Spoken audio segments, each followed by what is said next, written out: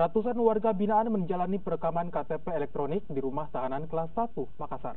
Perekaman KTP elektronik ini untuk memastikan seluruh warga negara menggunakan hak pilihnya pada pemilihan presiden dan pemilihan legislatif 17 April mendatang. Sebanyak 500 orang warga binaan melakukan perekaman KTP elektronik di rumah tahanan kelas 1 Makassar.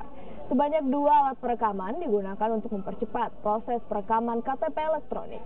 Hingga saat ini, sebanyak 554 orang warga binaan Rutan kelas 1 Makassar belum melakukan perekaman, sehingga pihak Rutan masih memberikan kesempatan bagi warga untuk melakukan perekaman.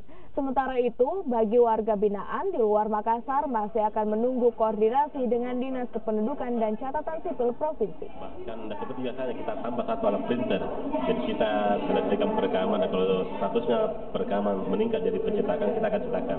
Jadi kita bawa semua alat perekaman di sini, kita lihat sudah 2, kita akan tambah lagi 1 alat perekaman, dan kita siapkan 1 printer.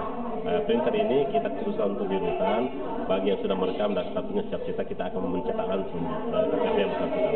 Itu kegiatan jemput bola serentak secara serentak yang dilaksanakan oleh Dinas Kependudukan dan Catatan Sipil bekerjasama dengan Kementerian Hukum dan HAM dalam rangka pemenuhan syarat konstitusional bagi warga binaan untuk melakukan pemilihan pada tanggal 5 April 2019 nanti, yang terdiri dari